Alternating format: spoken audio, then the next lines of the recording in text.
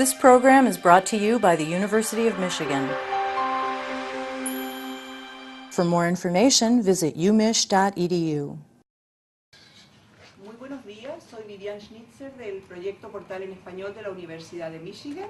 Estamos en un curso de español básico para estudiantes de primer año de la Universidad de Michigan con el profesor Dennis Pollard, que ofrece un curso hoy día de cuentos cortos y de la construcción de cuentos cortos para estudiantes de español básico. Muchísimas gracias y adelante, profesor Dennis Pollard. Gracias.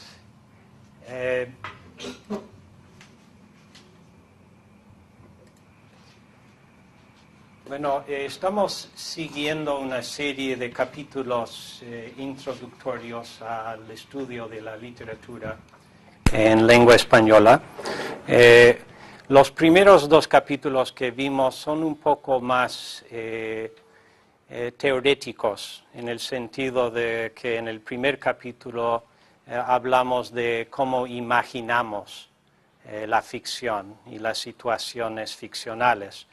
Y cuando digo es un poco más teorético, tenemos que pensar en conceptos más generales de cómo imaginar la situación, de cómo imaginar los personajes. En el segundo capítulo entramos en la cuestión de las referencias culturales. Y en ese caso también es un poco más teorético. Lo que encontramos en un texto, todo lo que encontramos en un texto de ficción, son referencias culturales, ¿no? Todas las palabras, las imágenes, las situaciones, todo lo que describe a los personajes depende de referencias culturales. En este capítulo, en capítulo 3, el código de las acciones, es probablemente el capítulo más mecánico de lo que vamos a ver este semestre. Es mecánico en el sentido de que tenemos una estructura establecida de la trama, de presentar los acontecimientos. Una cosa que va a ser importante de recordar es que esta estructura es un modelo. O sea, va a servir como un punto de comparación, un punto de partida para ver otros cuentos durante el semestre en los que el autor no sigue esta estructura exactamente. ¿Okay? Entonces, la estructura que el capítulo 3 presenta es una estructura de acciones cronológicas en el orden del tiempo. Pero vamos a ver que tal vez la mayoría de los cuentos que vamos a leer este semestre no presentan la acción en orden cronológico. Entonces, podemos usar esta estructura como un punto de comparación para hablar en el futuro de por qué. ¿Por qué imaginamos que un autor cambia el orden de presentación? Y hemos visto ejemplos ya este semestre de cuentos que no siguen este mismo orden cronológico. Si ustedes piensan en el cuento Pollito Chicken, que leímos sobre Susie Bermúdez en Nueva York, ¿cuándo empieza? ¿En qué punto en la historia empieza, Stuart? El cuento empieza después del viaje de Susie y estaba en su trabajo con sus otros empleados. Exactamente. Entonces, la parte que inicia el cuento viene después de la acción central. La acción central es el viaje a Puerto Rico. ¿Okay? Entonces, ustedes saben cómo se llama la parte final que presenta como un resumen o que presenta las consecuencias de la acción central. ¿Cómo se llama? Sí. El desenlace, exactamente. Entonces, en el caso de Pollito Chicken, el cuento empieza con el desenlace. ¿no? Las consecuencias de lo que ella hizo durante su viaje. En otros cuentos también hemos visto diferentes órdenes de presentación. Entonces, como digo, lo que vamos a discutir hoy va a servirnos como un modelo para comparar futuras lecturas. ¿Okay? Y se llama el Código de las Acciones. Y el cuento que vamos a discutir es una venganza. Ok, entonces, hemos visto en el capítulo que hay 5 partes en esta estructura tradicional. Y todas las partes tienen una función particular. ¿Cuál es la primera parte? ¿Sí? La introducción.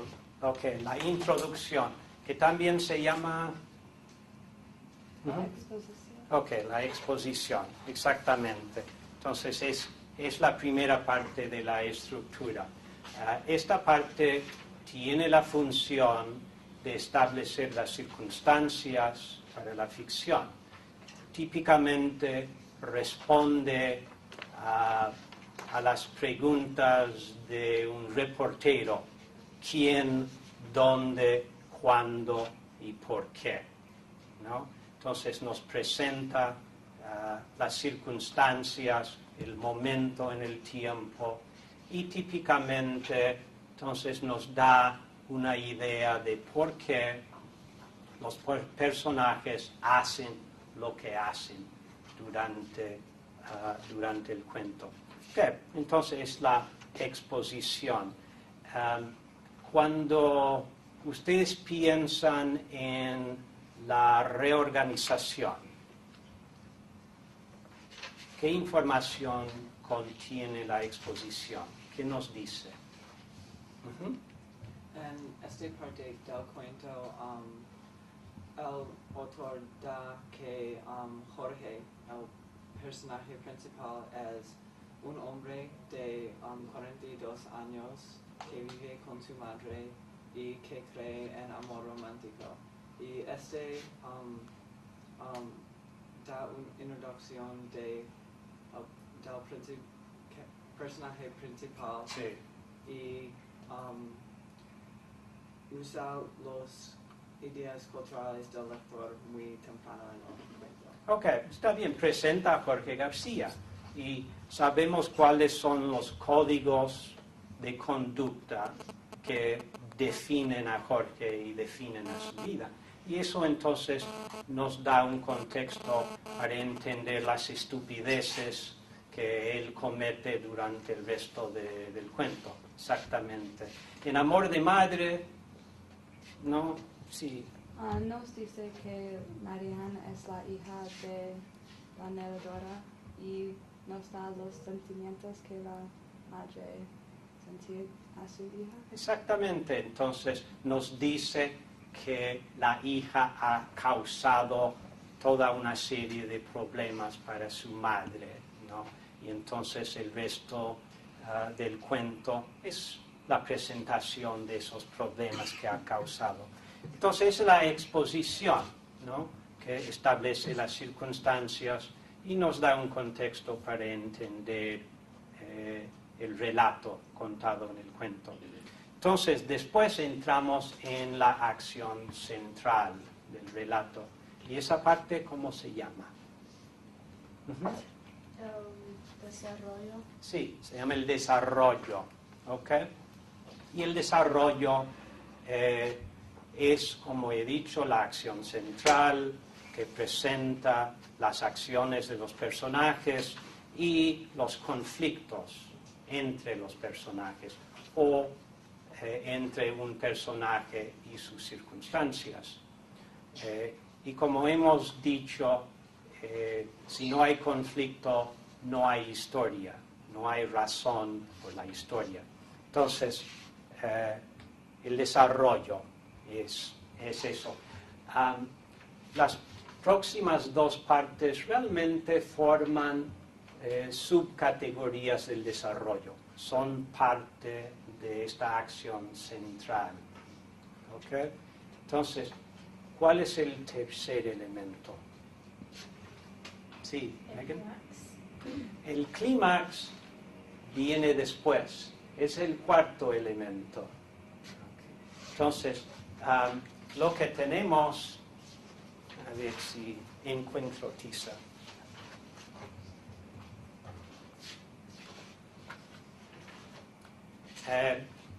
Lo podríamos dibujar de esta manera. Tenemos la exposición, entonces hay un momento en que la acción central empieza y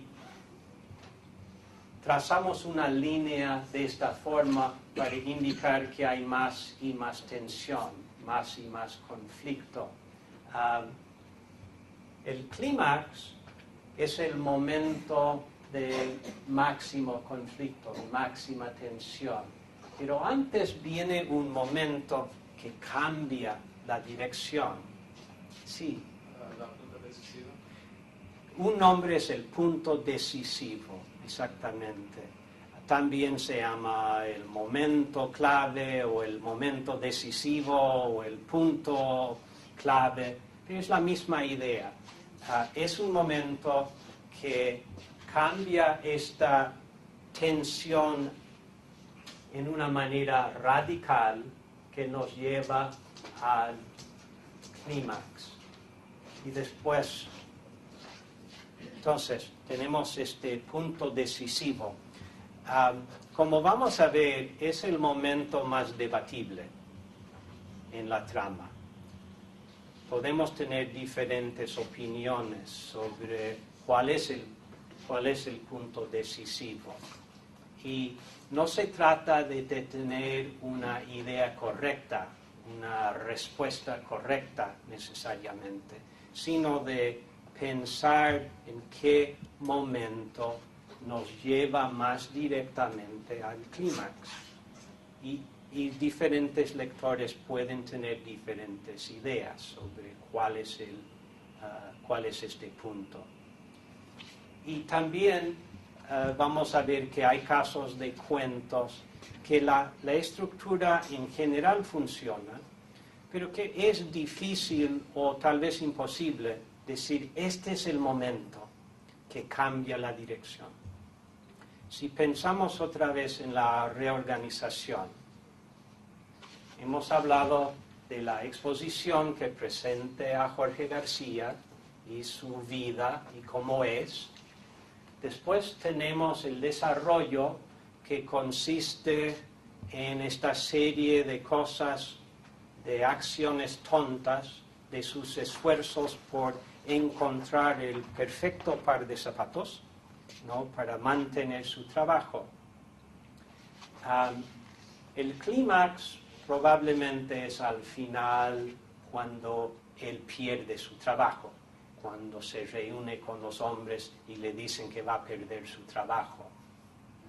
Pero en esa serie de cosas que él hace para encontrar los zapatos perfectos, es difícil decir, esta acción fue la que perdió su trabajo, o esta acción fue la que perdió su trabajo.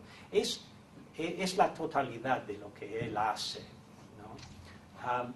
Tal vez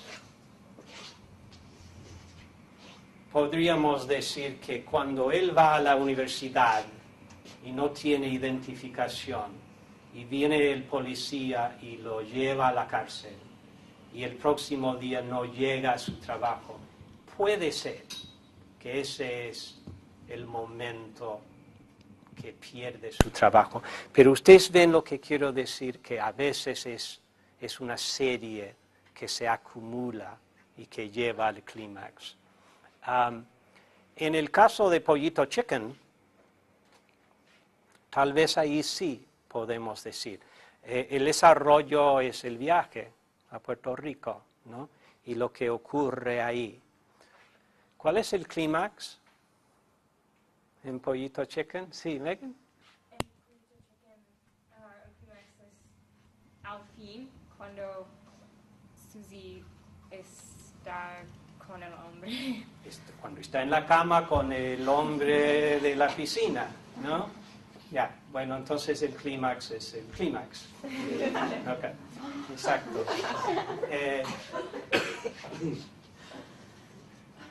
Aquí durante el viaje está haciendo cosas de turismo, ¿no? Está imitando al típico turista norteamericano, ¿no?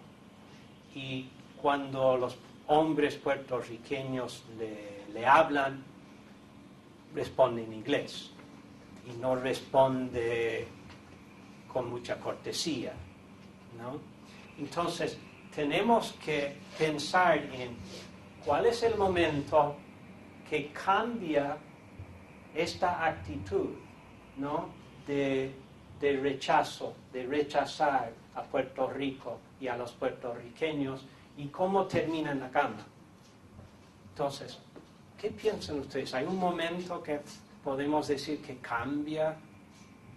¿Sí? Cuando empezó bebiendo la cerveza. Bueno, piña colada, se está bebiendo piña colada, estrés. Ya. Entonces, podríamos decir, ese es el momento que entonces los puertorriqueños empiezan a ser más atractivos, ¿no? Puede ser. Pero como digo, es un momento debatible, ¿no? Podemos decir es otro momento, especialmente en la reorganización, podríamos decir, no es aquí, no es aquí. Pero la idea es cuál es el momento que nos lleva más directamente al clímax. Y como hemos visto, el clímax es el próximo punto. Y ya hemos hablado del desenlace. El desenlace no forma parte realmente del desarrollo, ¿no? El desarrollo presenta la acción, la complicación, el conflicto, y el desenlace presenta una resolución o las consecuencias de la acción central. No siempre hay un desenlace en el cuento. A veces el cuento simplemente termina. A veces sugiere un posible desenlace, pero no siempre lo presenta como un momento dramático. En Continuidad de los parques, ¿hay un desenlace? No. Entonces, termina con el personaje de la novela con el puñal en la mano detrás del hombre lector. No vemos qué va a pasar. Podemos imaginar, sí, claro, lo va a matar o no. Se va a dar cuenta de que está ahí, va a defenderse, pero no presenta el desenlace. Entonces, como digo, tenemos una estructura tradicional, típica, común, pero no siempre funciona exactamente en esta manera. ¿Ok? Bueno, aparte de esta estructura, el capítulo presenta dos conceptos o dos palabras, historia y trama. ¿Ok? La historia es la idea básica de lo que ocurre en el cuento. Típicamente es una frase, es una oración, puede ser dos oraciones, pero es algo muy breve, ¿no? Que encapsula la acción del cuento. Entonces vamos a ver que hay un contraste en complicación esencialmente entre historia y trama. Y lo que nosotros vamos a discutir, lo que se presenta aquí, es la trama. La historia, como digo, puede ser simplemente una oración. Si yo dijera, por ejemplo, ¿de qué cuento estoy hablando si digo, es la historia de una madre que cuenta todos los problemas que su hija ha causado? Amor de madre. Es la historia de un hombre que cree que va a perder su trabajo porque es demasiado viejo y decide que la solución es encontrar el perfecto par de zapatos. Es difícil, la reorganización, exactamente. Entonces, es la historia, es en términos de niveles de complicación, tenemos la historia. Y vamos a ver que esta es la trayectoria de complicación, que vamos a ver otro nivel más complicado. En términos generales, entonces, también podemos hablar de historias típicas que resultan en diferentes obras. Un chico encuentra a una chica, hay complicaciones, se separan, se reúnen y viven felices. ¿Cuál es una obra que puede representar esa estructura? ¿Sí?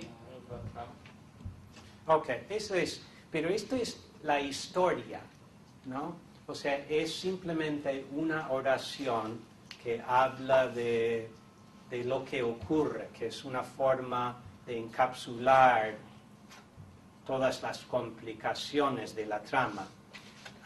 Cuando estamos hablando de niveles de complicación, la trama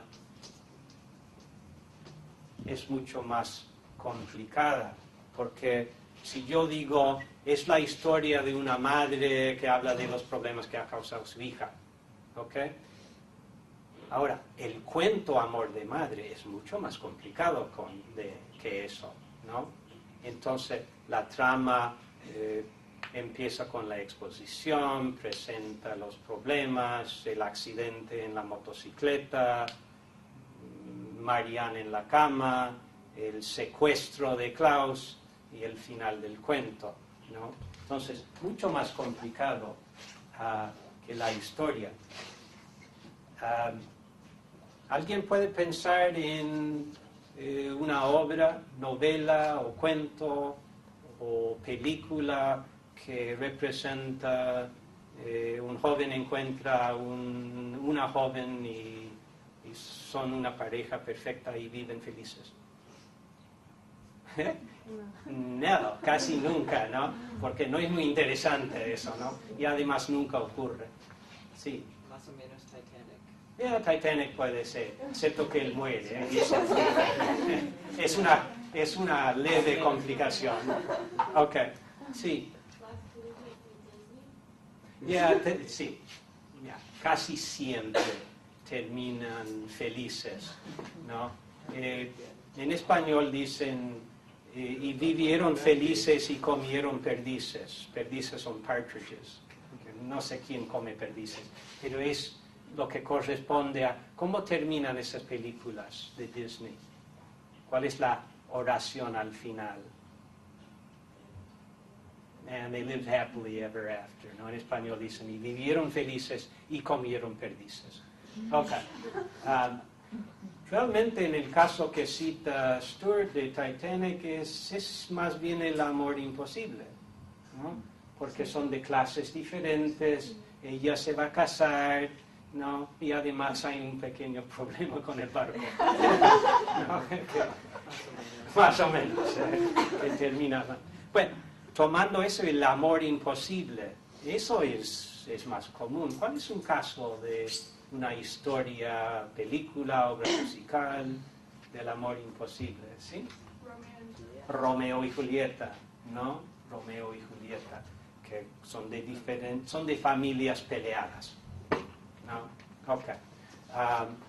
Y cuando vemos esto, la historia de Romeo y Julieta es la historia de dos jóvenes que son de familias peleadas y que no pueden tener una relación estable, ¿ok? Pero esa historia nos ha dado Romeo y Julieta, nos ha dado West Side Story, que realmente es una versión modernizada de Romeo y Julieta, ¿Cuáles son otros ejemplos de la misma idea, el amor imposible? ¿Deben? Aida. Ok, también, Aida. Bueno, tenemos 3 ejemplos. Hay miles más y es una historia muy popular. La otra versión es, se conocen, hay conflictos, se separan, se reúnen y viven felices. Y eso puede ser una película, por ejemplo, que no es muy buena, que se llama The Lake House, creo. Porque viven en 2 diferentes. Hay un problema de tiempo. Ella vive ahora y él vive en el pasado o el futuro, no sé. Pero al fin, por alguna manera, se reúnen, ¿no? Eso es popular también. Entonces, la historia es la oración, ¿no? La versión encapsulada de lo que ocurre. La trama es la obra, ¿no? Lo que puede seguir esta estructura en alguna manera. Hay un nivel más básico que podemos decir que es el tema o tal vez es la metáfora. En este caso es menos complicado porque lo que estamos considerando en este caso es simplemente un concepto que el cuento o la película o la novela representa. Puede ser lo que he dicho en el caso de Romeo y Julieta, el amor imposible, ¿no? Es un concepto, es un tema. Puede ser el amor perfecto. En el caso de amor de madre, por ejemplo, podríamos decir que es una metáfora para el amor egoísta. ¿Okay? Entonces, por lo menos lo que tenemos es algo muy básico, un concepto, una metáfora, que la historia entonces complica un poco más y la trama entonces es la complicación mayor de esta idea. Ok, entonces vamos a entrar en el cuento que tenemos para hoy, Una venganza, de Isabel Allende, autora chilena, de bastante renombre, aunque estos días creo que está viviendo en California como ama de casa principalmente. Ok, entonces vamos a empezar con el título, Una venganza, porque el título en una manera funciona para indicar el concepto o la metáfora que el cuento entonces va a elaborar. Entonces, cuando pensamos en venganza, en una venganza, para empezar, ¿cuáles son otras obras que son ejemplos de venganza? Oceans 11, 12 y 13. Ok, exactamente. Oceans 11, 12 y 13, que son 3 diferentes películas, pero sí. Son 3 diferentes casos de venganza. De venganza, exactamente. Casi la misma historia, Sí. realmente, pero la trama es un poco diferente. Sí, y es la venganza, ¿no? ¿Otros ejemplos? ¿Ya? El Conde de Montecristo es un caso de la venganza, muy diferente, pero el mismo concepto. ¿Algunos de ustedes han visto alguna de las películas Kill Bill? Venganza, totalmente, ¿no? Y la venganza más violenta posible, ¿no? Eso es. Entonces, la venganza es un tema común porque es una emoción humana, ¿no?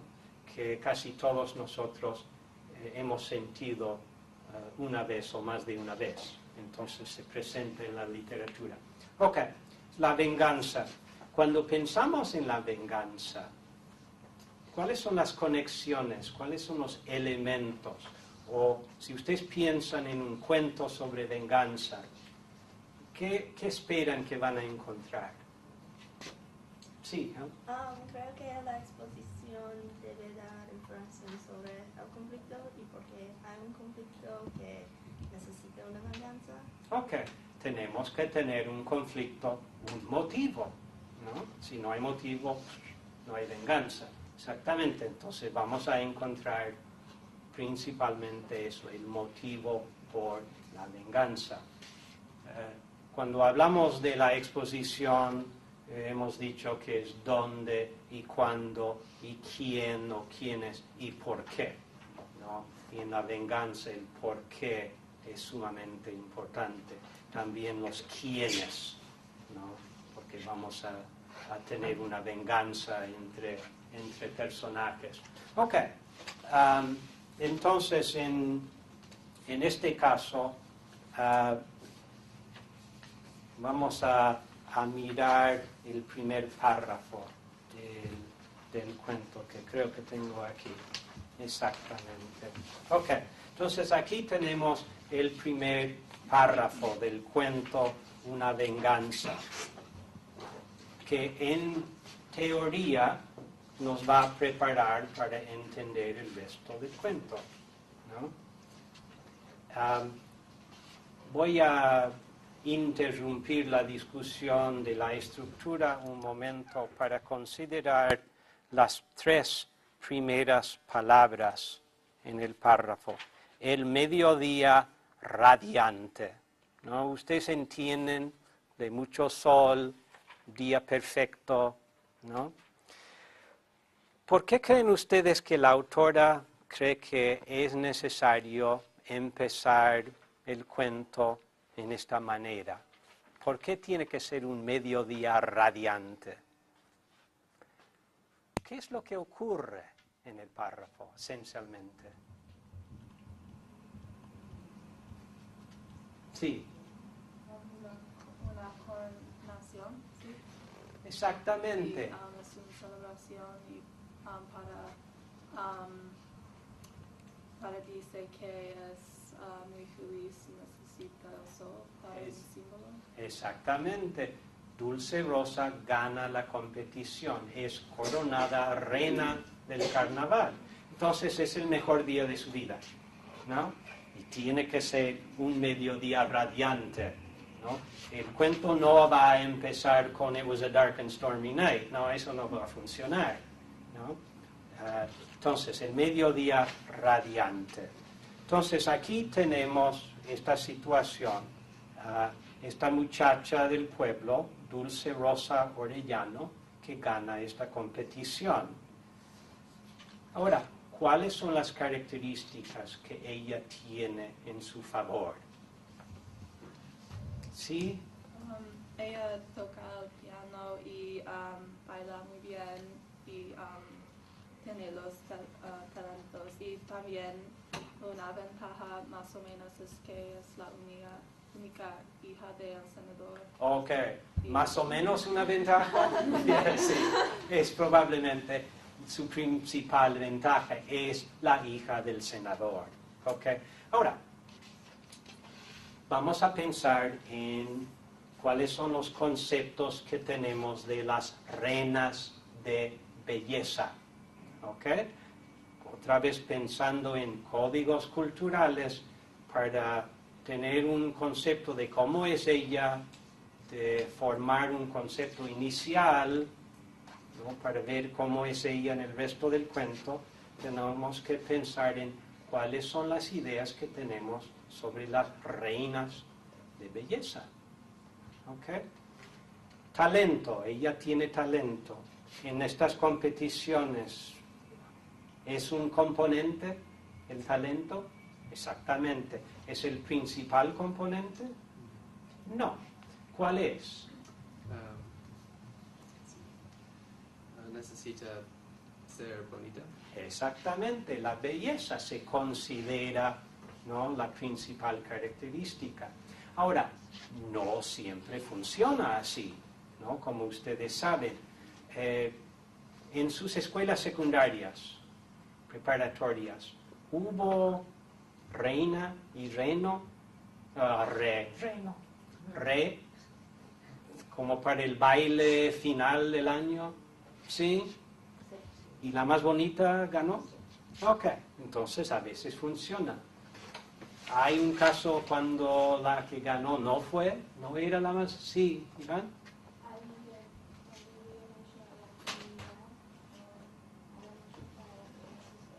Ok, muy bien. A veces no es la más bonita, a veces es la más popular, ¿no? Entonces puede haber otras características, pero fundamentalmente cuando pensamos en reinas de belleza, tienen que ser bellas, ¿no? Miss America puede tener talento, tocar el piano, cantar, pero si no toca muy bien y no baila muy bien y es la más bonita, va a ganar, ¿no? Ok. La inteligencia cuando responde a las preguntas es un ¿no? ¿No es un factor? No. Bueno, puede ser un factor, pero hemos hablado mucho de estereotipos, ¿no? Y el estereotipo de estas mujeres no incluye eso necesariamente, ¿no? Y si no, tenemos el ejemplo, vamos a ver si esto funciona o no, no siempre se conecta. Tenemos el ejemplo desafortunado de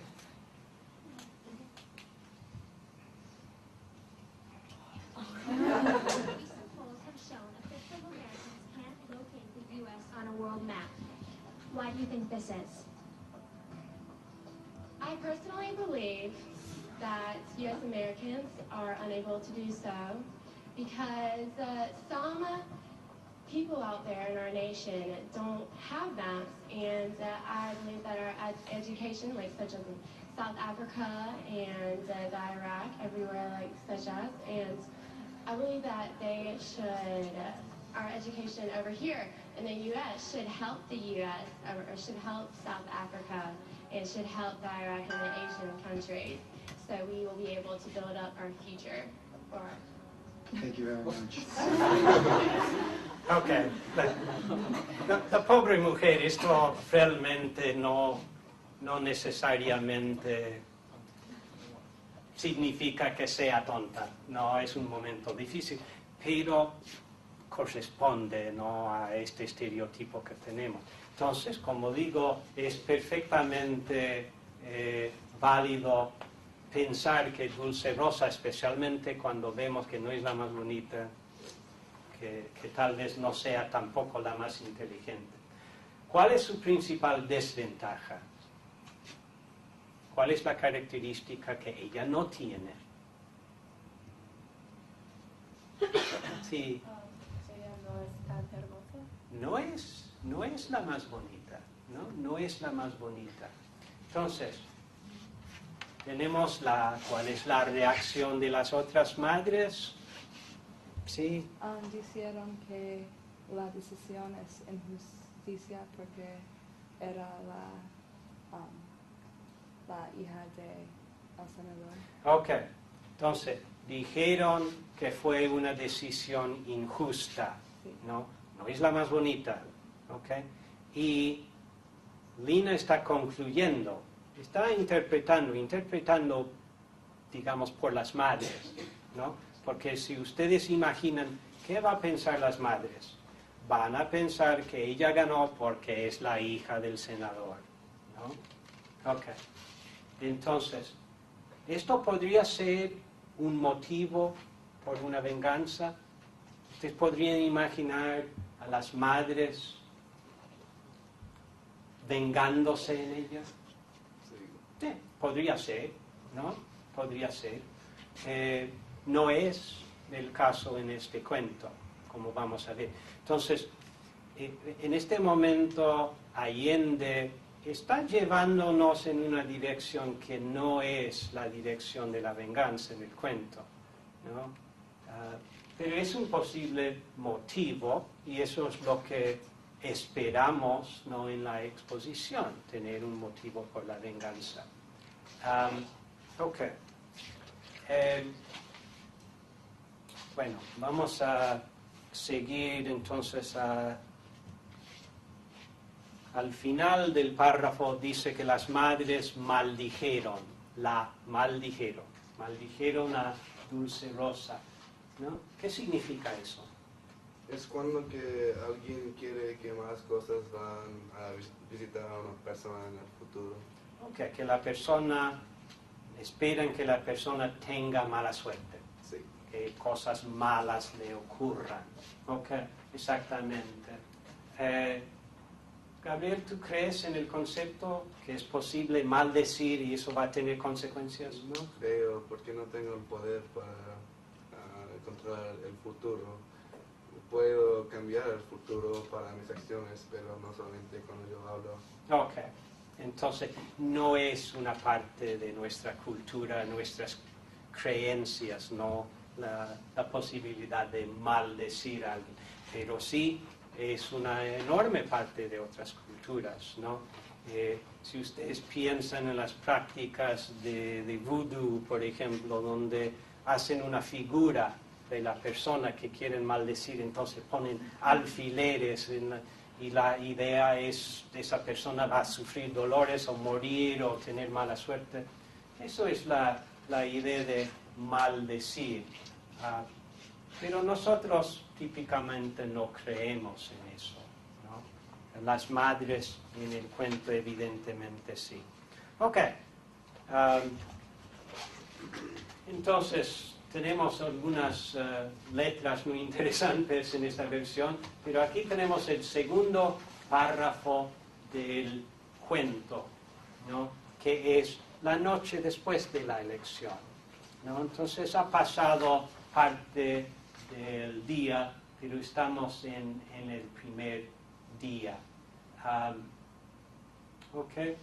¿Qué información añade esto a lo que ya sabemos? Esto añade de la famosa, de la belleza de Dulce Rosa. Y a la fama de su belleza. Okay. Y la fama corre por todo el país. Okay. ¿Cómo imaginas que la fama se extiende? Por cada hombre que habla con el próximo hombre y con su propia fantasía y historia pase la fama de la belleza. De su belleza, exactamente.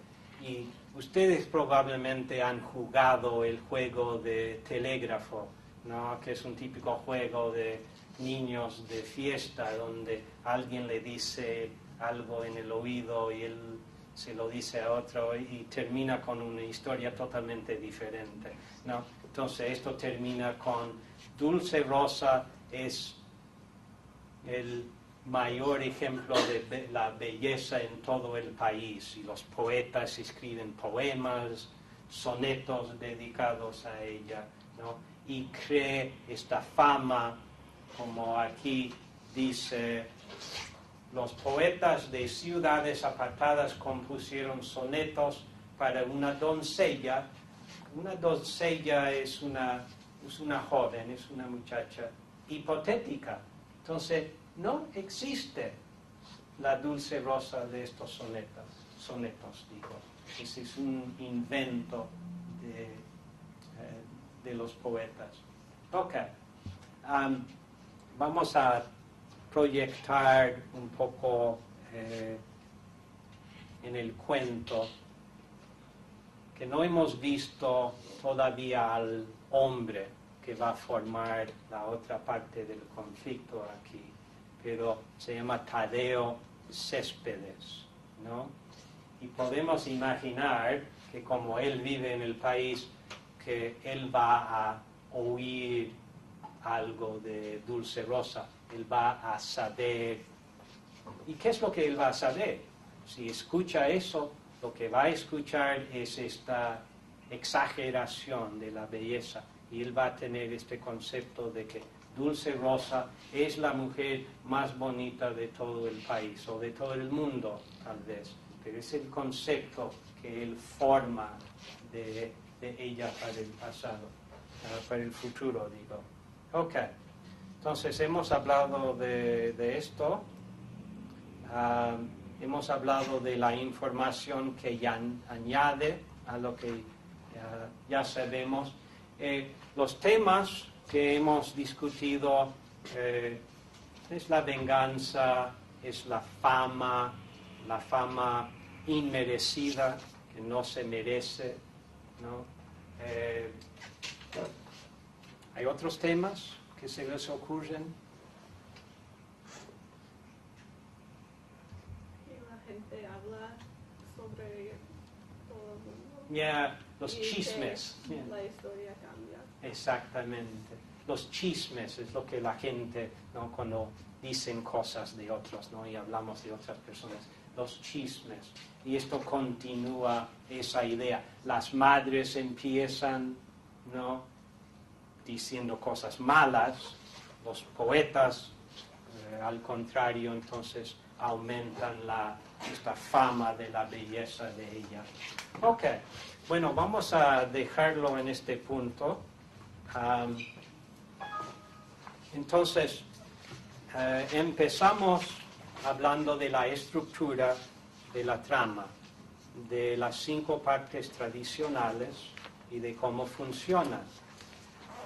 Solo hemos llegado a contemplar la exposición, la mayor parte de la exposición en este cuento, y tiene la función que hemos dicho, que presenta el lugar, este pueblo que se llama Santa Teresa, a los personajes, o por lo menos a Dulce Rosa, y nos da algunas de sus características, ¿no? Como reina de belleza, y nosotros podemos formar nuestras propias conclusiones sobre cómo es ella, y podemos ver si ella cambia, ¿no? En el resto del cuento. Pero esta exposición nos prepara para pensar en cuál puede ser la venganza en el futuro. La venganza, les voy a decir, que la venganza sugerida por parte de las madres no es la venganza del cuento. ¿No? Vamos a ver que es algo totalmente diferente. ¿Ok? Entonces, en la próxima clase vamos a terminar la discusión de la exposición y vamos a entrar en las otras partes de esta estructura. El desarrollo, vamos a ver si ustedes tienen una idea sobre el momento decisivo y el clímax y el desenlace. ¿Ok? Bueno, gracias y nos vemos el viernes. Ustedes deben leer, no vamos a terminarlo todo el viernes, pero deben leer 7 páginas más. Y en ese caso también es un poco más teorético lo que encontramos en un texto. Todo lo que encontramos en un texto de ficción son referencias culturales, ¿no? Todas las palabras, las imágenes, las situaciones, todo lo que describe a los personajes depende de referencias culturales. En este capítulo, en capítulo 3, el código de las acciones es probablemente el capítulo más mecánico de lo que vamos a ver este semestre. Es mecánico en el sentido de que tenemos una estructura establecida de la trama, de presentar los acontecimientos. Una cosa que va a ser importante de recordar es que esta estructura es un modelo. O sea, va a servir como un punto de comparación, un punto de partida para ver otros cuentos durante el semestre en los que el autor no sigue esta estructura exactamente. ¿Okay? Entonces, la estructura que el capítulo 3 presenta es una estructura de acciones cronológicas en el orden del tiempo. Pero vamos a ver que tal vez la mayoría de los cuentos que vamos a leer este semestre. This program is brought to you by the University of Michigan. For more information, visit umich.edu. Muy buenos días, soy Vivian Schnitzer del proyecto Portal en Español de la Universidad de Michigan. Estamos en un curso de español básico para estudiantes de primer año de la Universidad de Michigan con el profesor Dennis Pollard, que ofrece un curso hoy día de cuentos cortos y de la construcción de cuentos cortos para estudiantes de español básico. Muchísimas gracias y adelante, profesor Dennis Pollard. Gracias.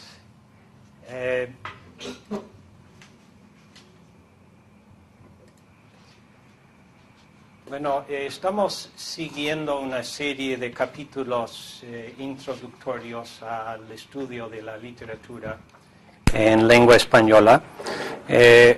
Los primeros dos capítulos que vimos son un poco más teoréticos, en el sentido de que en el primer capítulo hablamos de cómo imaginamos la ficción y las situaciones ficcionales.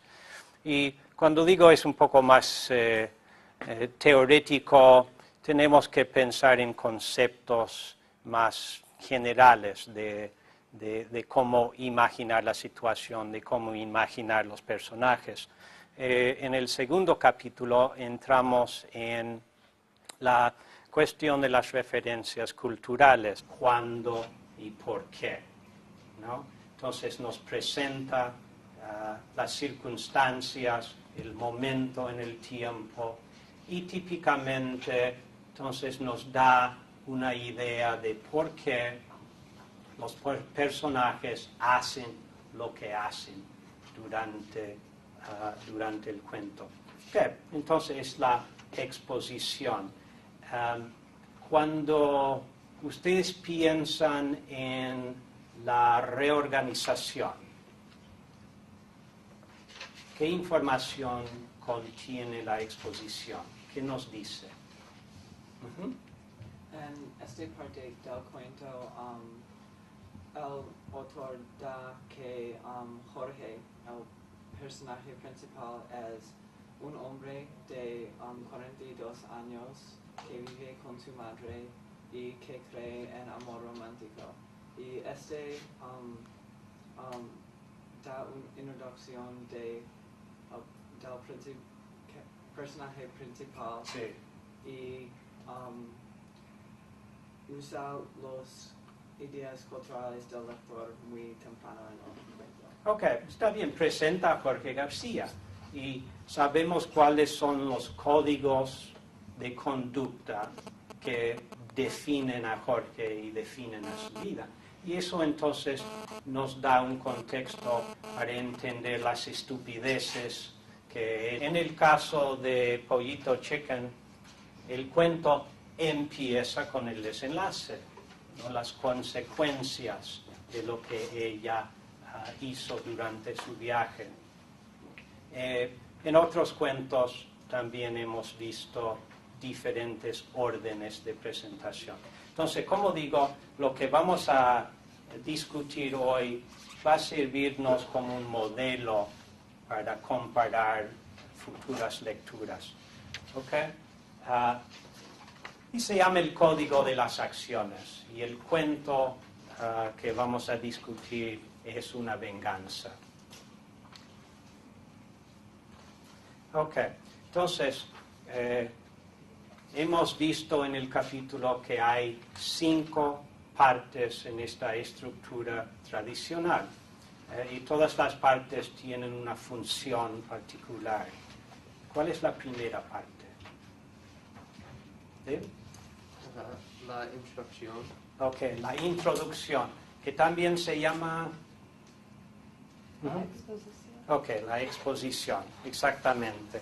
Entonces es la primera parte de la estructura. Esta parte tiene la función de establecer las circunstancias para la ficción. Típicamente responde a las preguntas de un reportero: quién, dónde. No presentan la acción en orden cronológico. Entonces podemos usar esta estructura como un punto de comparación para hablar en el futuro de por qué ¿Por qué imaginamos que un autor cambia el orden de presentación? Y hemos visto ejemplos ya este semestre de cuentos que no siguen este mismo orden cronológico. Si ustedes piensan en el cuento Pollito Chicken, que leímos sobre Susie Bermúdez en Nueva York, ¿cuándo empieza? ¿En qué punto en la historia empieza, Stuart? El cuento empieza después del viaje de Susie y estaba en su trabajo con sus otros empleados. Exactamente. Entonces, la parte que inicia el cuento viene después de la acción central. La acción central es el viaje a Puerto Rico. ¿Okay? Entonces, ustedes saben cómo se llama la parte final que presenta como un resumen o que presenta las consecuencias de la acción central. ¿Cómo se llama? Sí. El desenlace, exactamente. Entonces,